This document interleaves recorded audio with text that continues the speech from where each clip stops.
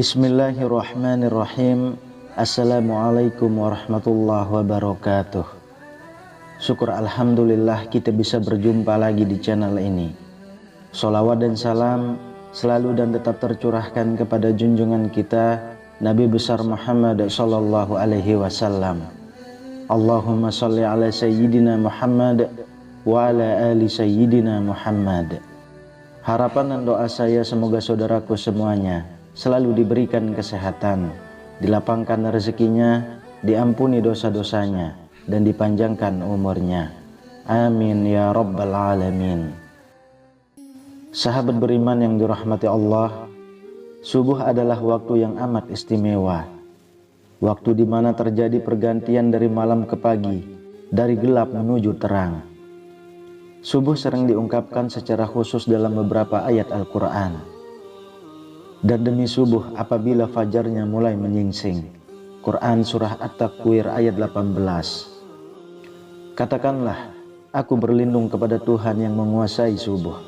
Quran Surat Al-Falaq ayat 1. Jika Anda sering bangun pagi dan mendengarkan azan subuh, tentu Anda akan mendengar kalimat As-sholatu khairum minan naum, yang artinya sholat lebih baik daripada tidur, di mana kalimat tersebut tidak terdapat pada azan di waktu sholat lain.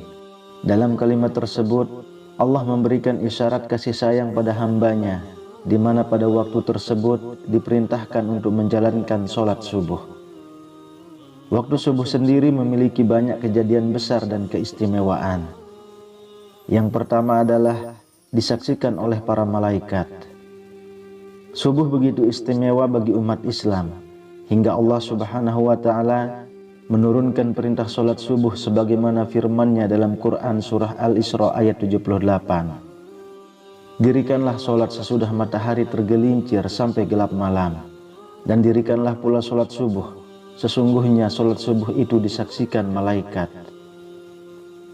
Orang yang menjalankan sholat subuh akan mendapat perhatian Allah pada hari kiamat, karena berkumpulnya para malaikat malam dan siang di waktu tersebut, di mana para malaikat melaporkan langsung kepada Allah Subhanahu wa ta'ala apa saja yang dikerjakan hambanya di waktu subuh, dan mendoakan kebaikan bagi mukmin yang menjalankan sholat subuh.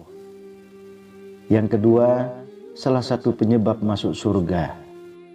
Terkadang kaum mukmin lalai dalam menjalankan sholat subuh, lebih memilih untuk melanjutkan tidurnya daripada bangun untuk melaksanakan sholat. Orang yang menjalankan sholat subuh tepat waktu, baginya akan menjadi jalan masuk surga. Dalam sebuah hadis mengatakan, barang siapa yang mengerjakan sholat bardain, yaitu subuh dan asar, maka dia akan masuk surga. Hadis riwayat Bukhari dan Muslim. Yang ketiga, salah satu penghalang masuk neraka. Sholat subuh yang memiliki jumlah rakaat paling sedikit dibanding sholat wajib lainnya, terkadang menjadi sholat terberat bagi sebagian umat muslim. Bagi yang menjalankan sholat subuh, baginya dapat menjadi penghalang masuk neraka, seperti yang disampaikan dalam hadis berikut. Sekali-kali tidak akan masuk neraka orang yang mengerjakan sholat sebelum matahari terbit di ufuk timur. Hadis riwayat Muslim dan Abu Daud. Yang keempat, berada dalam jaminan Allah. Barang siapa sholat subuh maka dia berada dalam jaminan Allah. Hadis riwayat Muslim. Orang yang menjalankan sholat subuh mendapat jaminan keselamatan dari Allah. Allah akan memberikan perlindungan sepanjang hari tersebut, membuat hari menjadi lebih bersemangat dan terhindar dari rasa malas. Yang kelima, pahala seperti sholat satu malam. Bagi yang menjalankan sholat subuh berjamaah, Allah memberikan keistimewaan berupa pahala, seolah-olah orang tersebut menjalankan sholat sepanjang malam. Dan barang siapa yang sholat subuh berjamaah, maka seolah-olah dia sholat seluruh malamnya. Hadis riwayat Muslim. Yang keenam, bercahaya di hari kiamat. Bekas wudhu dan langkah kaki orang yang menjalankan sholat subuh berjamaah akan menjadi cahaya di hari kiamat menurut Islam. Kelak itu akan membedakan dengan umat lainnya dan menjadi jalan mendapat syafaat Nabi Muhammad SAW. seperti sabda Rasulullah Shallallahu Alaihi Wasallam, berikanlah kabar gembira kepada orang yang banyak berjalan dalam kegelapan, yaitu isya dan subuh, menuju masjid, dengan cahaya yang sangat terang pada hari kiamat kelak. Hadis riwayat Ibnu Majah dan Tirmizi. Yang ketujuh, lebih baik dari dunia dan isinya. Salat subuh dianggap sebagai amalan yang kebaikannya melebihi dunia beserta isinya. 2 rakaat salat subuh itu lebih baik dari dunia beserta isinya. Hadis riwayat Muslim dan Ahmad. Yang kedelapan, melepaskan 3 ikatan setan. Setan senantiasa menjerumuskan manusia untuk menjauhi perintah Allah. Salat subuh dapat melepaskan diri dari tipu daya setan. Setan membuat 3 ikatan di tengkuk salah seorang dari kalian ketika tidur. Di setiap ikatan, setan akan mengatakan, malam masih panjang, tidurlah. Jika dia bangun dan berzikir kepada Allah, lepaslah 1 ikatan. Jika dia berwudu, lepas lagi 1 ikatan.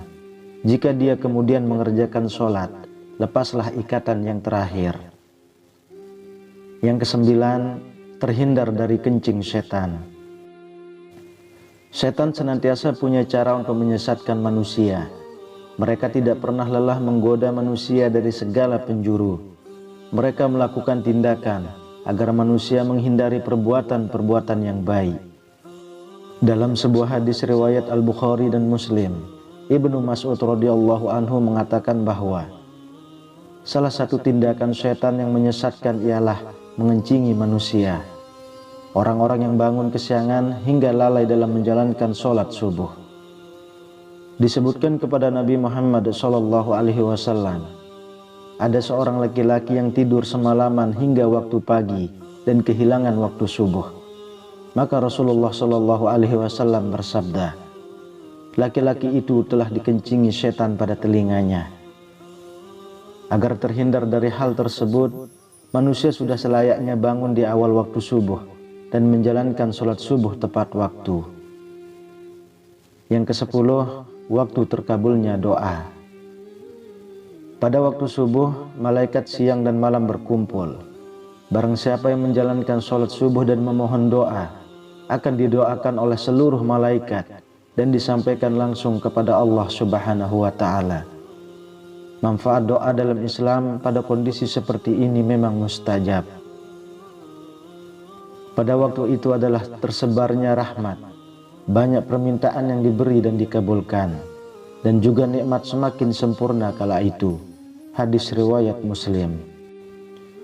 Yang ke-11, waktu pembagian rezeki. Pada waktu subuh, malaikat membagi rezeki kepada semua umat manusia. Dianjurkan untuk berdoa atau membaca Al-Quran setelah sholat subuh. Barang siapa yang sholat subuh dan memohon rezeki, maka Allah akan memberikan keberkahan yang lebih padanya.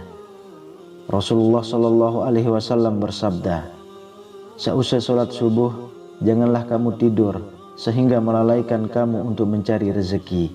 Hadis riwayat Tabrani.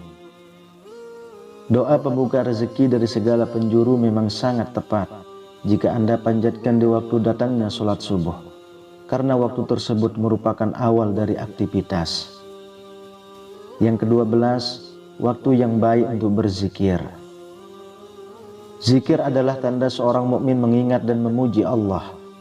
Orang yang mengetahui keutamaan berzikir di waktu subuh akan mendapat ketenangan hati dan merupakan waktu yang dianjurkan oleh Allah. Allah Subhanahu wa Ta'ala berfirman, maka bertasbihlah kepada Allah di waktu kamu berada di petang hari dan waktu berada di waktu subuh. Quran Surat Ar-Rum ayat 17. Yang ke-13, mendapat keselamatan.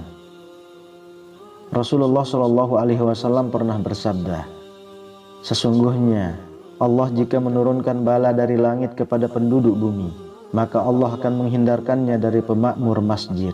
Hadis riwayat Asqari. Arti dari hadis tersebut ialah orang yang menjalankan sholat subuh berjamaah akan terhindar dari mara bahaya. Contoh yang pernah terjadi ialah ketika terjadi tsunami beberapa tahun silam di Aceh.